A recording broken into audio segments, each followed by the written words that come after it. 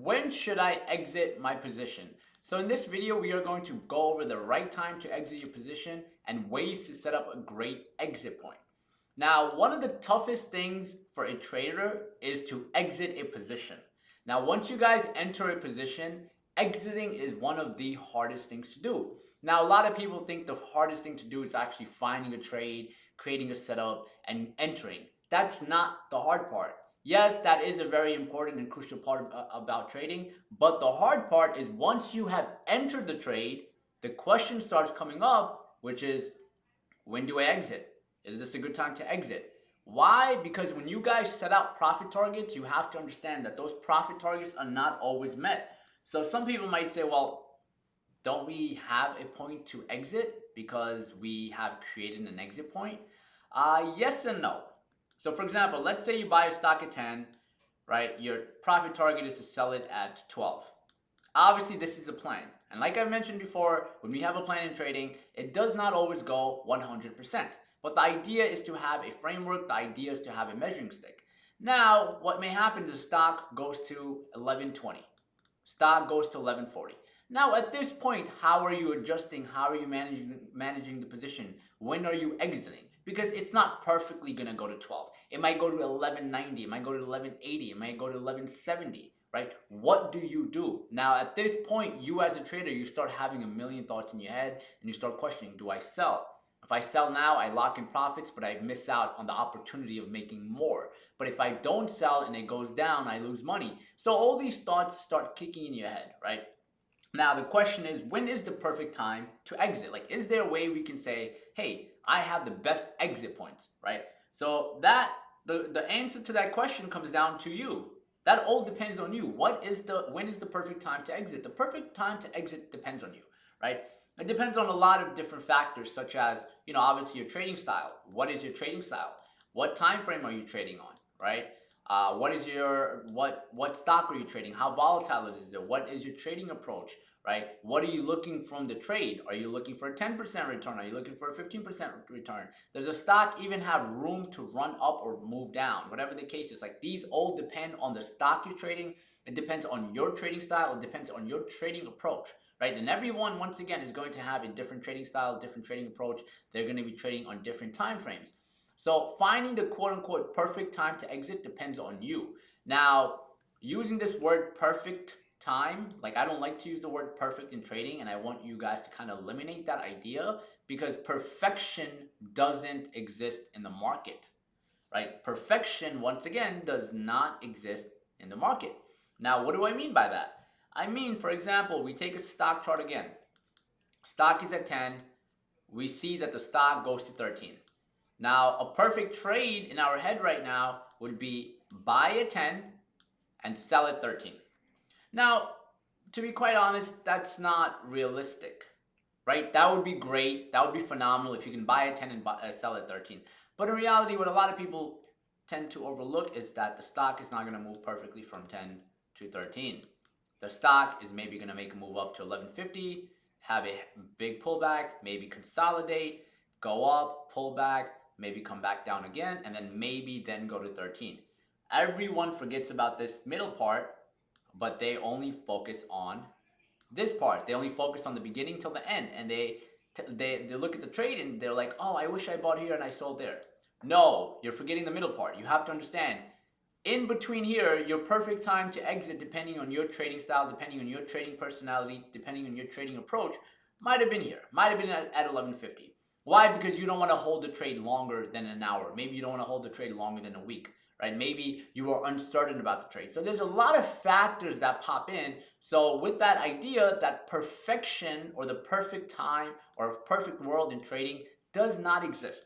That all depends on your trading style. Now, me personally, I'd rather out of 100 trades, I'd rather have 0 of these perfect trades and have, let's say, 50 trades where I buy at 10 and I sell at 11.20, 11.40, and not at 13. Right? I'd rather take a piece consistently over and over again and have a higher winning percentage and actually make money consistently than have 5, 6 perfect trades.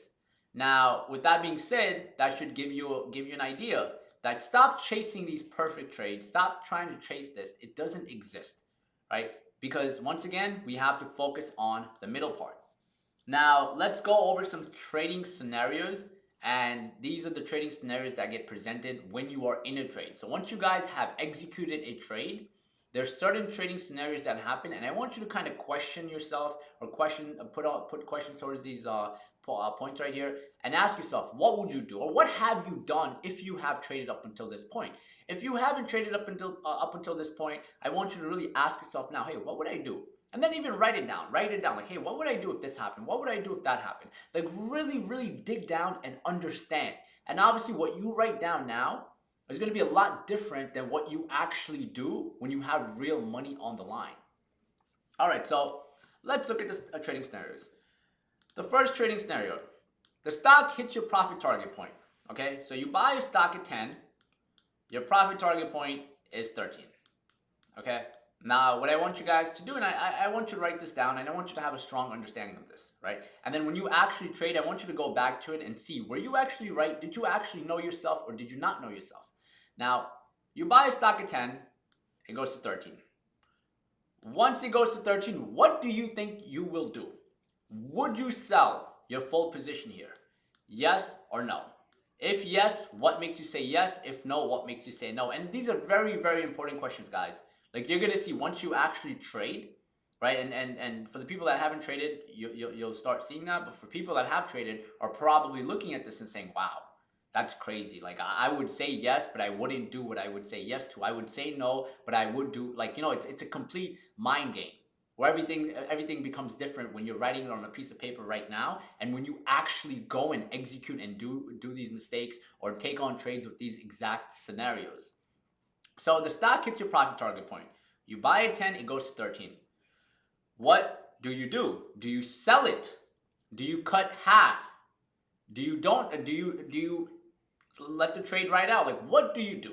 Now, obviously, not every trade, what I want to bring up, not every trade is going to have the same answer. Like, for me personally, depending on the stock, depending on the trade, there are times I'd sell my full position at my profit target point and I'm out. There are times where I'd sell half at my profit target point and I'd be out. There are times where I don't sell at my profit target point, I move up my stop loss and I adjust to the trade, right? So there's different scenarios within this example. There's a lot of different plays that happen when the stock does hit your profit target point. You as a trader are going to react in a complete different way every single time. But what you have to understand, and this is a very critical point here, guys, is you have to understand about yourself. How do you react, and what makes you react a certain way? Why would you sell 100% at 13? Why would you not sell 100% at 13? Why would you only sell half? Why would you only sell 1/3? Why would you do any of this, right? What would cause you to do these things? For me personally, if a stock goes from 10 to 13 and I'm up 30% and I'm not comfortable in the trade, or it was a very tough trade or a very tough day or a week, at times I would say, you know what? I finally caught one green trade. I've been having a bad time. I've been having a bad week. Let me take profit. Let me take green, because the past week, every stock I've traded, I was green and then red. I'm up 30%. Let me walk out. Sometimes I may have a good week and I might be very, very confident in this trade. So I might say, you know what? I'll move up my stop. I'll risk a little bit more to make more, right? Different scenarios. Now, next thing is the stock gets to your stop loss point. What do you do? So you buy a stock at 10, your stop loss is at 9, okay? You want to exit at 9. Now, obviously, if you have a hard stop, meaning you have a stop loss set, when the stock gets to 9, it's going to trigger. Now, there are situations, and this is something I've done myself, where I would buy a stock at 10, it would get to my stop loss point, and I used to cancel. Once again, yes, I used to cancel my stop loss. I would say, nope, I'm going to wait a little bit more. It'd go to 870, and I'm like, no, I'm going to wait a little bit more. I'm going to hold. 850, oh man, let me buy more. Let me add to my losing position. And that's what would dig me a deep, deep hole. Now, this is something that people that haven't traded would look at this and say, no, I wouldn't do that. That sounds stupid. But I promise you, once you're in a trade with real money, you're going to realize that you become a complete different person. Okay? Now at this point, what would you do? What do you think you would do? Obviously, everyone would say that, hey, I would let my stop loss kick in. But now, what if you didn't have a stop loss? What if you were using a hard stop, a mental stop, right? What if you were using a mental stop? Meaning if it got to 9, you're going to execute the trade on your own and exit. Are you disciplined enough to do that? Right now, you don't know. You think, yeah, you think no. But the only time you're going to find out is when you're in a trade and that happens. And most of the time, the answer is you wouldn't sell. You let the loss get deeper and deeper. You let the loss get bigger and bigger at that point. Right? So I want you to ask yourself, if the stock gets to your stop loss point, what do you do if you do have a stop loss? Do you cancel it? Do you leave it? That one's kind of easy to answer, but very hard to apply. And then obviously the second one, what do you do when the stock hits your stop, right? And as it hits your stop, you don't have a stop loss. Do you automatically manually go and sell, or do you wait? Right? This is another question you have to ask, right? Now, another question is, stock stays flat and doesn't move. Let's say you're a day trader, or let's say you're holding a position, it's flat for 15, 20, 30, 40 minutes, it's trading sideways. What do you do? Let's say you're swing trading, it's flat for 2 months, it's flat for 3 weeks, it's flat for 2 weeks. What do you do? How do you react? This is a question you need to ask, and it's a question you need to work on, right? Your reward to risk ratio changes. What do you do here? How do you react to this? So for example, think about this, right? And I bring this up a lot, and I really want this to be drilled in your head so you understand. Like, you really, really need to understand this concept. You buy a stock at 10, okay? Using the same numbers just so, you know, it works in similar scenarios. You buy a stock at 10, you put your stop at 9. You're risking about $1, okay? Your profit target is at 13, okay? You're looking to make about $3, okay? Now, let's say when you take this trade, okay, the moment you look to take this trade, stock in a few days goes to 12. Now, when it goes to 12, right, what do you do now? Your loss point is now 3. Your profit point is now 1. What do you do here, right? Do you leave your stop loss? Do you sell some of your position, right? Do you move up your stop loss, and where do you move it up and why, right? These are questions you need to ask. What do you do in this situation? Because these are different scenarios, guys. Like, you need to like really, really get a deep understanding of each scenario, and you need to like legitimately build muscle memory where you know what you would do in a lot of different scenarios, and you can react very quickly and effectively, right? What are you doing here? Are you going to risk $3 at this point to make 1? Are you going to up your stop loss? Are you going to take some off the table? What would make you take some off the table? If you were to size down, what would be the requirements? Like, what do you need? Is it a feeling in the trade where you're like, I'm not sure? Now, the idea with this is, the reason I want you to ask yourself these questions is because when you actually trade, you're going to notice a lot of times what you write down for these questions and what you do is going to be completely different, okay? Now, the second reason I want you guys to understand this is because when you are in a trade and your risk reward ratio changes, a lot of people look at it and they sell here every time. But the people that go back to all their trades and look through them, they're going to realize that, wait, I sell way too early. There's a lot of times out of my 50 trades, I missed out this potential profit target because I sold too early. So having these questions come up and answering them, and then identifying and working on them consistently over and over again and going through each one of your trades helps you build up. You build up further and further and further as a trader. And as you build up and become better and better as a trader, you start understanding where you're messing up. What are you doing wrong? What don't you have a plan for? Where is your trade scenarios not fully working out? Next question. New data comes out that wasn't out when you took the trade. So once again, you buy a stock at 10, right? Stock goes from 10 to 12. Your profit target again is 13. Let's say some bad press release comes out. Stock moves down a little bit from 11 to, let's say, 11.5. Now at this point, what do you do? Depending on the news, obviously, everyone has a different reaction. Depending on how price action moves, you should have a different reaction. You can't just take news face value and trade off it, depending on what news it is. But you need to see news react, price action react to news, right? Now, at that point, what do? Do you panic? Do you add more? Do you size down? Obviously, every stock will have different set of news, different price action reactions, but just having a basic understanding, what do you do? Right? Me personally, if I see some new set of news that came out that wasn't out before, especially if it's negative, I'd probably size down, or I'd probably sell my position. Now, if it's positive, right? Let's just say if it is positive, let's say the news comes out, it's very positive news. Stock goes from 12 to, let's say, 1280. Now at this point, do you buy more? What do you do? When do you buy more? Okay, cool, I'd buy more, but I'd only buy more if the stock can break the critical level of 13 and goes to, let's say, 13 point, I don't know, 2. Then I'd scale in. Let's say I already have 200 shares. I'd maybe buy 200 more, and I'd put my stop loss for all of the 400 shares, maybe somewhere around there. Right, so that's how I would adjust if there was good news and price action and the chart showed me that this is a potential strong play. But these things all have to be answered, and you have to understand what you would do now. And then when it actually happens, I want you to see what you actually do. Next, you're uncertain of a trade, right? So let's say you get into a trade, same concept. Let's say you get into a stock, it's at 10, right? It goes to 12. And now you're like, whoa, whoa, whoa, whoa, whoa. I'm uncertain. I don't know what's going on. I'm not confident anymore. Cool. What do you do? If I'm uncertain, me personally, a lot of times I'm exiting. If I'm uncertain, a lot of times I'm sizing down. I'm scaling out. If I'm uncertain, I do not want to be in the trade. I'm not comfortable. I don't care if I get out at 12, 100% of my position, and the stock goes to 15. I don't care. Because I need to understand that at $12, I was uncertain. I was not confident.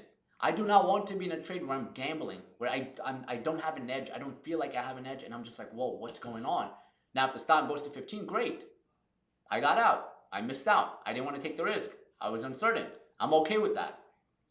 This is something that took me a very long time to understand. Most people, if they're uncertain at 12, they also have FOMO, fear of missing out. They're like, whoa, if I exit at 12 and it goes to 15, I'm going to lose out. No, don't focus on that. I'd rather lose out on this all day. If I'm uncertain, I'd rather be out. But that also depends on other factors too. Now, if I take on 20 trades, and out of all 20 trades, after a day, after 20 minutes, I'm uncertain on 18 of them, now I'm like, okay, what was the aftermath of the 18? Now, if out of those 18, let's say 12 kept going higher, all right, fine, now there's a problem. Now, why am I being uncertain? Where's the lack of confidence kicking in? Is it because I'm sizing up too much? What are the issues? So this is the whole idea of understanding these trading scenarios. So when they are presented, and trust me and believe me, these get presented without you knowing, right? When you enter a trade, right? You're not entering a trade saying, I know I'm going to be uncertain within an hour. I know I'm going to be uncertain in a week. When you enter a trade, you don't know when your risk to reward ratio is going to change, like in the next 10 minutes, 20 minutes, and how you're going to react. Because when it does change, your confidence level and your confidence meter also alternates. Next, when it gets to your stop loss point, it's very easy for us to say, I'm going to exit. I'm going to get out of my position. But are you really going to exit? Like, are you confident? Are you sure? Like, are you actually going to pull the trigger? Right? Stock hits your profit target point. Are you going to sell? Are you going to get greedy? Like, these are things that you really want to cement in your head. Practice, practice, practice. Write it down and answer the questions first. And once you answer the questions, I want you to keep that paper with you. And when you come across these scenarios, go back to the paper and say, whoa, I wrote this down. How did I actually react? Whoa, I reacted a lot differently than I originally anticipated. Right? So that's why it's important to, write these things down and then see it happen and then see where the disconnect with the actual answer you have right now and the actual answer that you actually do. Okay, so now let's go over an example. So let's say we look at this trade. We're looking at Apple, okay? So we're looking at an entry after a breakout of 211.8. So this is a critical level, right? We're looking at a 5-minute chart. We're looking to day trade this, okay? So that's how we're approaching it. We have a critical level here in Apple. We're like, you know what? That's where I want to enter. That's my profit target. Now, once again, as a day trader, I'm not sitting there and I'm not creating profit targets. I'm just understanding where does this stock have room to run until. Now, I know that it's not perfectly going to run to 214. I know that it can even go higher than 214. I know that it can even go to 212.6 and come down. Like, there's a lot of different things. But the idea of having this 214.2 area is I go back in history and I understand what has been a critical level. Where did this stock have a hard time going above? And let's just say, based on the information we have, that level was 214.20 or 214, okay? Now, once that's set, obviously I have my stop loss, where I'm going to exit, why I'm going to exit. So once all of this is set, let's see how the trade unfolds, and let's go ahead with the trade. So I have my plan. Okay, now obviously in trading, nothing is straightforward and easy. Like, it's obviously not just going to go stopped, out, right? It's going to be a lot more messier. The stop point, maybe it'll maybe stop me out. But even when it does stop me out, sometimes there's a possibility of it stopping me out, holding, stopping me out, and then running. Then obviously that creates a lot of frustration for a trader. But just understand that at this point, this layout that we have, or this trade setup, is just giving us a framework. That's all, nothing more, just a framework. Okay. Now, what are you doing now? So once again, if you look, I fast forwarded the chart. Okay. Now, what do you do now? So watch what happens after the breakout. So stock breaks out. Okay. After the stock breaks out, it doesn't hit your target point. Stock makes a strong breakout. Volume surges. Okay. Your profit target is at 214.20. Right. Your stop loss is down here. So at this point, what do you do? Right. You see there was rejection at 213.20. So at this point, do you move up your stop loss? Do you sell? Do you take half off the table? Like, what are you doing? Now, like I mentioned, just doing one trade, you're not going to get the proper answer. This is something that after a matter of, let's say, 50, 60, 70, 80 plus trades, you start realizing where you're messing up. You start realizing when you see red, you panic. Now, obviously, like I said, a lot of different scenarios. Some people are selling, some people are scaling out. Some people are like, you know what? I'm going to see it hold this point right here because it could just be a pullback and then a continuation. So let's say we're those people that think it's a pullback and it's going to continue. So let's go to the next chart. Boom. We go to the next part. Obviously, it doesn't pull back to that point. It goes much, much lower. It goes a lot lower. Now, as it goes a lot lower, question is, did you actually sell when it got below this point? When it got below this point, did you exit? Because remember, we got in here. Are you exiting here? Yes or no? Yes, okay, great. You followed the second plan. If no, why did you not exit? Oh, maybe I thought it was going to go up. Cool. If you haven't exited, you're still in the position. Now the stock is at 213. Okay. It's a little bit lower than last time. Now, what are you doing here? Right? You still got in at this point. You're still holding the position. Are you moving your stop up? Right? Are you, as you're moving your stop up, are you taking this trade? Are you exiting and then looking to get back in at a higher point? Like, what are you looking to do? What are you going to do here? Me personally, I would easily take my stop and move it down here somewhere. Why? Because remember, if I'm still in the trade, which obviously I don't recommend anyone being in, if I'm still in the trade, I'm green. Like, I lock in profits at this point. Like, this is my territory of making money, right? I moved up my stop loss. So basically, if the stock even hits my stop loss, I lock in profits. Most people freeze here. They don't move up their stop loss, or even if they have a mental stop loss, they're not touching it at all. So when they don't touch it at all, and the stock continues, and they're like, you know what? I'll sell it when it gets here. Like, I'll set a stop here, but when it gets here, I'll sell it. Now, what tends to happen is, boom. What happened? Stock went up, got rejected, went up again, got rejected, went up again, got rejected. We had a stop loss here. Now, as we had a stop loss here, obviously there's some people that exited the position here. Great thing to do. There's some people that exited the position around here. Great. There's some people that exited the position here. And now there's some people that exited here.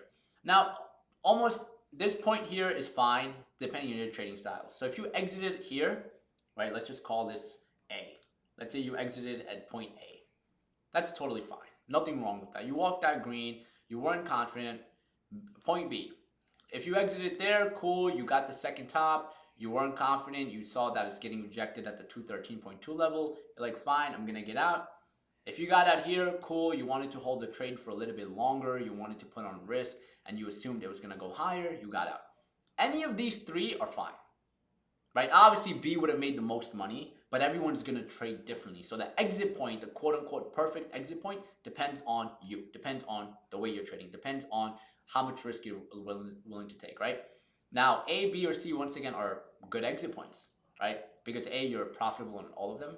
B, you may make the most money, but A, B, C give you good exit points.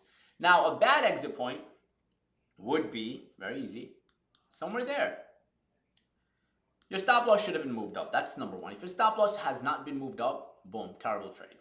Your stop loss should have been here. Like A or C should have been your last exit points.